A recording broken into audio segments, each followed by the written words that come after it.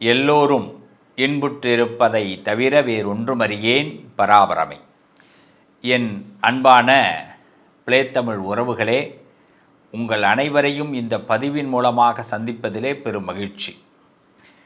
நம்ம இன்றைக்கி ரொம்ப அழகாக ஒரு விஷயத்தை பற்றி பேச போகிறோம்.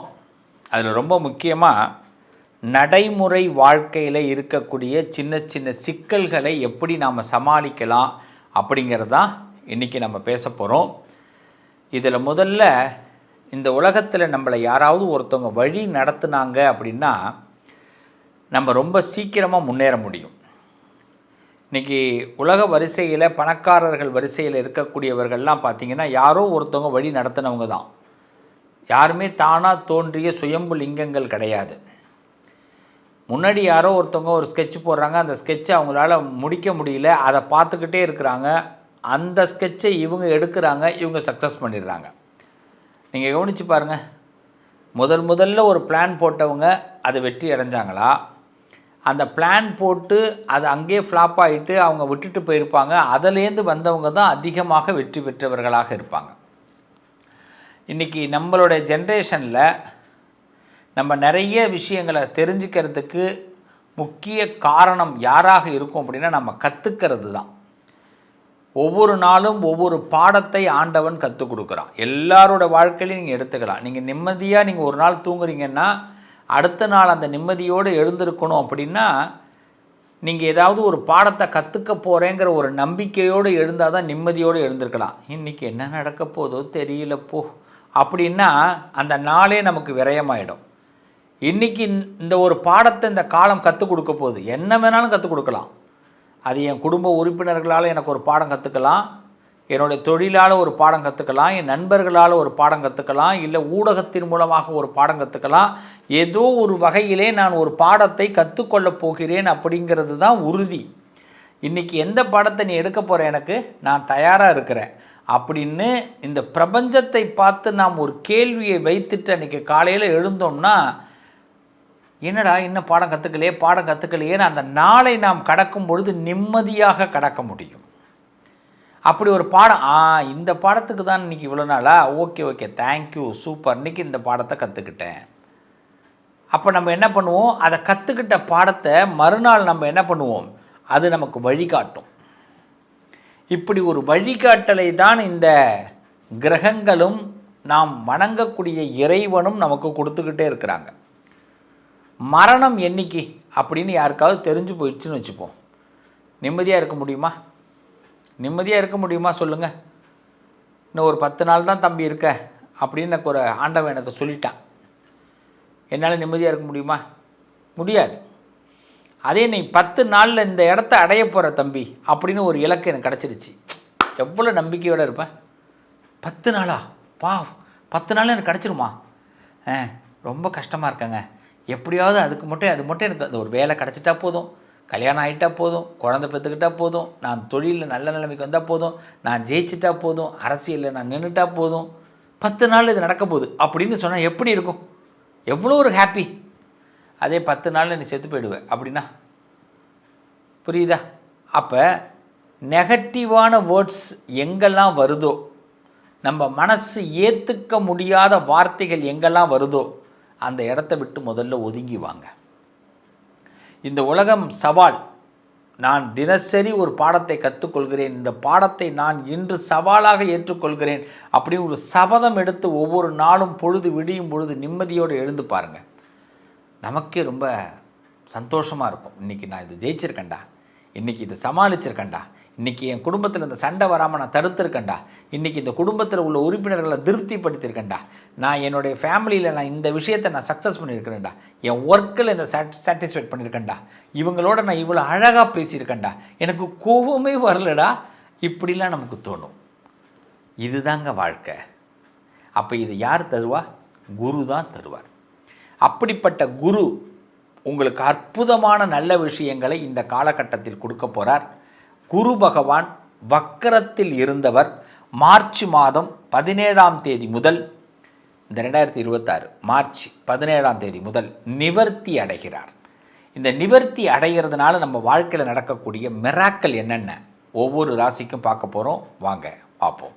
குரு பிரம்மா குரு விஷ்ணு குரு தேவோ மகேஸ்வரகா குரு சாட்சாத் பரபிரம்மா தஸ்மை ஸ்ரீ குரவே நமக.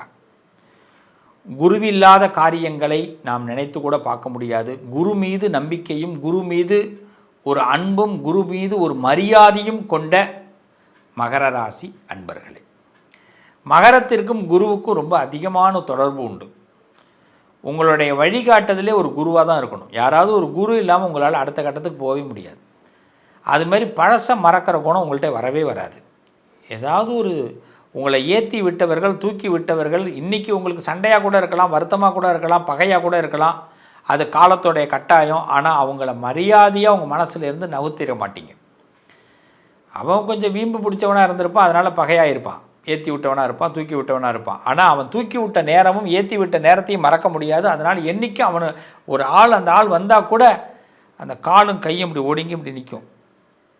ஆனால் அவன் பண்ண துரோகத்தினால நம்ம என்ன பண்ண மாட்டோம், அவனை எழுந்து நிற்க மாட்டோம். ஆனால் பட்டு பேச வேண்டாம் அப்படிங்க அவ்வளோ மரியாதை கண்டிப்பாக இருக்கும். அப்போ மகரத்திற்கு மன்னிக்கக்கூடிய குணம் அதிகமாக உண்டு. அப்படிப்பட்ட மகர ராசிக்காரர்கள் என்னை பொறுத்த வரைக்கும் மரணத்திற்கு பிறகும் பேசப்படுவார்கள்னு சொல்லுவாங்க. மகரத்தில் பிறந்தால் மரணத்திற்கு பிறகும் பேசப்படுவார்களாம். செத்த பிறகும் பேசலாமா? நம்ம பேச மாட்டோம், நம்மளை பற்றி பேசுவார்கள். இப்படிப்பட்ட மகர ராசிக்கு இந்த காலகட்டத்தில் குரு பகவான் பார்த்தீங்கன்னா வக்கரத்திலிருந்து நிவர்த்தி அடைகிறார். உங்கள் ஜாதகத்தில் 6வது வீட்டில் இப்போ குரு இருக்கிறார். 6th பிளேஸுங்கிறது சுகவீன ஸ்தானம் அப்படின்னு பேர், ரிணருண ஸ்தானம் அப்படின்னு கூட சொல்லலாம். இந்த இடத்துல குரு இருக்கிறதுனால நம்மளை என்ன பண்ணிட்டாருன்னா கடந்த ஒரு 4 மாதமாக வலிமை இழந்து செயல்பட வச்சுட்டார். அப்படின்னா என்னென்னா, இந்த கத்துக்குட்டியெல்லாம் ஆடுது சார் அப்படின்னு சொல்லுவாங்க தெரியுமா? எனக்கு தெரிஞ்சு வந்தவங்களாம் இன்றைக்கி ஆடிக்கிட்டு இருக்கான் சார், நான்லாம் அடங்கியிருக்கிறேன். ஆனால் சைலண்ட்டாக நம்மளுடைய ஆட்டத்தை ஆண்டவன் ஆட வச்சுக்கிட்டே இருப்பான். நமக்கு என்ன ரோல் கொடுத்தானோ, நமக்கு என்ன செயல் கொடுத்தானோ அதை அழகாக பொறுமையாக செஞ்சுக்கிட்டு இருப்போம். எந்த விதமான ஆடம்பரமும் இல்லாமல், எந்த விதமான பெரிய கலபரமும் இல்லாமல், கலேபரம் இல்லாமல் போகிற ஆள் இந்த மகர ராசிக்காரர்கள். ஆனால் நீங்கள் நடக்கிறதுல அவன் கலபரமாயிடுவான், நீங்கள் பேசுகிறதுல அவன் கலபரமாயிடுவான், நீங்கள் நின்னா கலபரம் தான். அது கலவரம் இல்லை, கலேபரம். அப்போ என்னென்னா ஒருத்தவனை அள்ளு விட வச்சுருவீங்க. உங்களை வாழ்த்துறவனை விட திட்டுறவன் 10 பேர் அதிகமாக இருப்பான். அவனை பற்றி கவலையே படாதீங்க. அவன் திட்டினா தான் நம்ம பெரிய ஆள். ஏன் திட்டுறான்? வைத்தறிச்ச, பூரா வைத்தறிச்ச. ஏன்னா மகரம் பட்ட சிரமங்கள் வெளியில் தெரியாது, மகரம் அடையிற உச்சம் மட்டும் வெளியில் தெரியும் எல்லாருக்கும். அதனால் உச்சம் பெற்றுக்கொண்டே இருக்க முடியும். ஏன்னா குரு உங்களுக்கு நீசமாக போயிட்டார். குரு நீசமாக போனதுனாலும் குரு என்ன பண்ணுவார்னா 7ஆம் இடத்தை பார்ப்பார். அவர் பார்வையில் அங்கே போய் என்ன ஆச்சு, செவ்வாய் உச்சம் பெற்ற இடத்த அவர் பார்த்ததுனால நீசமாக போயிட்டார். அந்த செவ்வாய் பார்த்தீங்கன்னா அவர் உச்சம் பெற்ற குரு உச்சம் பெற்ற இடத்துல அவர் நீசமாக இருப்பார். அப்போ அதனால தான் மகர ராசிக்காரர்களுக்கு சில பேரோட நாடி துடிப்பை டக்குன்னு பார்க்க முடியாது, ஒருத்தவனை ஈஸியாக புரிஞ்சிக்க முடியாது. பக்குவப்பட்டு அனுபவப்பட்ட பதில் தான் புரிஞ்சிக்க முடியும் மகரத்தால்.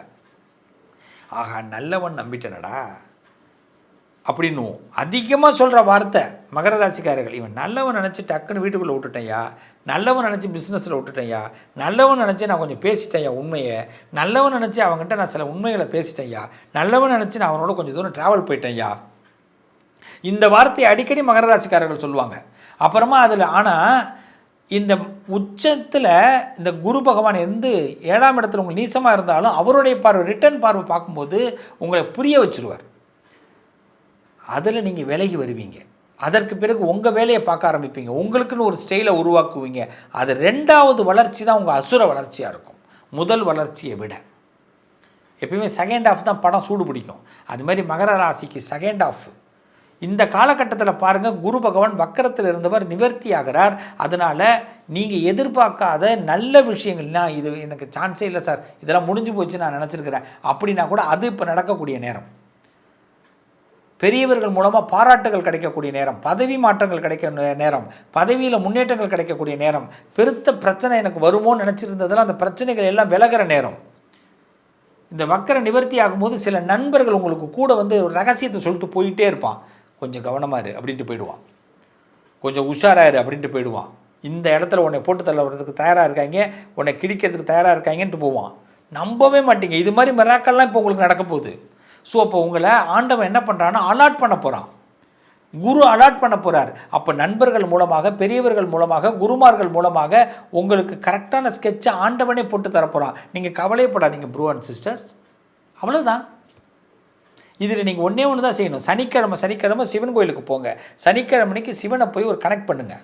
சிவனோட ஒரு 10 நிமிஷம் பேசுங்க. சனிக்கிழமையில் விபூதி இட்டுக்குங்க. போய் சிவனோட போய் நின்று பாருங்கள். அவ்வளோதான். ஒரு தாமரை மலர் எப்படி மலருதோ அதேமாதிரி உங்கள் மனசு மலரும் சிவனை பார்க்கும்போது. செஞ்சு பாருங்கள். அண்ணாமலை ஈஸ்வரரை போய் பாருங்கள். அருணாச்சலேஸ்வரரை போய் பாருங்கள். வாய்ப்பு கிடச்சிதுன்னா பெருமாள் கோயிலுக்கு போங்க. சனிக்கிழமையில் போங்க. தாயார் சன்னதிக்கு போய் பாருங்கள். நிச்சயமாக சொல்கிறேன், ஒரு மலர்ச்சியை பார்க்க போகிறீங்க மகர ராசிக்காரர்கள். இந்த நேரத்தில் யாராவது ஒருத்தவங்க அலாட் பண்ணுவாங்க. தெளிவாக இருங்க, தைரியமாக இருங்க. தோற்று போக மாட்டீங்க, வெற்றி பெற போகிறீங்க. உங்களுக்கு வரக்கூடிய சங்கடங்கள், பிரச்சனைகள், வருத்தங்கள் எல்லாம் விலக போகுது. இந்த குரு வக்கரத்திலிருந்து நிவர்த்தி ஆகிறதுனால உங்கள் பலம் உங்களுக்கு தெரிய போகுது. உங்களுக்கு தெரியறதை விட உங்கள் பலம் இன்னொருத்தவர்களுக்கு தெரிய போகுது. உங்களோட விசுவாசிகள், நீங்கள் யாருக்கோ ஒருத்தவனுக்கு உதவி பண்ணியிருப்பீங்கல்ல, யாருக்கோ ஒருத்தவனை தூக்கி விட்டுருப்பீங்கல்ல, யாரோ ஒருத்தவனுக்கு நல்லது பண்ணியிருப்பீங்களா, ஒருத்தவனுக்கா 2 பேருக்கா 80 பேருக்கு பண்ணியிருக்கிறீங்க. அதில் ஒரு தர்மம் உங்களோட இப்போ பேச போகுது. நீங்கள் பண்ணின ஒரு நல்ல விஷயம் உங்களோட பேச போகுது. அந்த நல்ல விஷயம் உங்களுக்கு வரக்கூடிய தாழ்வை, உங்களுக்கு வரக்கூடிய சோகத்தை, உங்களுக்கு வரக்கூடிய கஷ்டத்தை நீக்கி உங்களை கௌரவமாக மீட்டெடுக்க போகிறார் சுவாமி. அதனால் குருவை நம்புவோம், சிவனை நம்புவோம், மகரம் தன்னம்பிக்கையோடு எழுவோம். உங்களுக்கு எல்லா பிரச்சனைகளுக்கும் தீர்வு உண்டு. பயப்பட வேண்டாம். அசால்ட்டாக உட்காந்துருந்தா கூட ஒருத்தவன் அசாத்தியமாக ஒருத்தவன் சொல்லிட்டு போவான், சார் கொஞ்சம் எச்சரிக்கையாக இருங்கன்ட்டு போயிட்டே இருப்பான். எப்படிப்பட்ட நல்ல நேரம் பார்த்தீங்களா? இதெல்லாம் எத்தனை பேருக்கு கோடியில் ஒருத்தவன் சார், நீங்கள்லாம் கோடியில் ஒருவர். அதனால் மகரம் கோடியில் ஒருவர். நிச்சயமாக நல்லது நடக்கும். வாழ்த்துக்கள். Battery low, 2 minutes gap. நான் ஆரம்பத்திலே சொன்னேன், நீங்கள் எல்லாருமே என்னுடைய உறவுகள், நீங்கள் எல்லாருமே என்னுடைய பிள்ளைகள், நீங்கள் எல்லாருமே என்னுடைய நண்பர்கள். ஒரு நண்பனாக, ஒரு குருவாக, ஒரு தந்தையாக உங்களோடு நான் என்றும் தொடர்பில் இருப்பேன். ப்ளே தமிழ் நேயர்கள் என்றைக்குமே நீங்கள் தன்னம்பிக்கையோடு இருக்கணும். நம்ம வாழ்க்கையில் பல டிஸ்டர்பன்ஸ் வரும், நிறைய டிஸ்டர்பன்ஸ் வரும், மனசில் அழுத்தங்கள் வரும், வருத்தங்கள் வரும். இது எல்லாம் நம்மளால் வருதான்னு கேட்டால் நம்மளால் வரல, நம்ம பக்கத்தில் உள்ளவங்களால தான் வரும். அவங்க ஏதாவது சொல்கிற வார்த்தைகள் நமக்கு ரொம்ப பெயினை கொடுக்கும். நமக்கு பெயின் இருக்குன்னே அவங்களுக்கு தெரியாமல் அவங்க கடந்து போயிடுவாங்க. அதை நம்மளால் கடந்து வர முடியாது, சிக்கிப்போம். நம்ம பட்ட ஆசைகள், நம்ம ஏதோ ஒரு நம்பிக்கையில் ஒரு விஷயத்தை நம்பும்போது அது ஈஸியாக நம்ம இருக்குன்னு நினப்போம். அது போக போக ரொம்ப டஃப்பாக இருக்கும். இப்படிலாம் இருக்கிற நேரத்தில் தான் இறைவனை ரொம்ப நம்ம வழிபாடு பண்ணணும். இந்த உலகத்தில் நல்ல சக்தின்னு ஒன்று இருக்குது, கெட்ட சக்தின்னு ஒன்று இருக்குது. கெட்ட சக்தியை பற்றி நம்ம நினைக்க வேண்டாம், நல்ல சக்தியை பற்றி நம்ம நினைப்போம். நல்ல சக்தியை நம்ம எப்படி நம்ம கொண்டு வரணும்னா, நல்லவர்களோடு பேசுவது, நல்லதை பேசுவது, நல்லதை நினைப்பது. ரொம்ப சிம்பிளாக தெரிஞ்சுக்கிங்க. வாயிலேருந்து வரக்கூடிய வார்த்தைகளை விட மனசில் நினைக்கிற எண்ணத்துக்கு பலம் அதிகம். அந்த எண்ணத்தை அறிந்தவன் தான் இறைவன். இறைவன் அப்படின்னா உங்கள் மனசுக்குள்ளே இருக்கக்கூடிய எண்ணத்தை அறிந்தவன். அதனால் அந்த எண்ணத்தை அவன் என்ன பண்ணுவான், அப்படியே ஆகட்டும் சொல்லிக்கிட்டே இருப்பான். ஸோ எண்ணத்தில் இப்போதைக்கு நல்ல விதையை போடுவோம். ப்ளே தமிழ் நேயர்கள் என்றைக்குமே குரு அருள் பெற்றவர்கள். நிச்சயமாக நான் உங்களுக்கு என்றைக்கு துணையாக இருப்பேன், நல்லது நடக்கும். அந்த குருவும் அந்த ஆண்டவனும் இந்த சிவஸ்ரீயும் உங்களோடு ப்ளே தமிழ் வாயிலாக துணையாக இருப்போம். நல்லது நடக்கும். மீண்டும் உங்களை அடுத்த ஒரு நல்ல பதிவில் சந்திக்கிறேன். வாழ்த்துக்கள். வாழ்க வளமுடன், அமோகமாக இருக்கணும். நம்மளுடைய தாரக மந்திரம் நல்லதே நடக்கும்.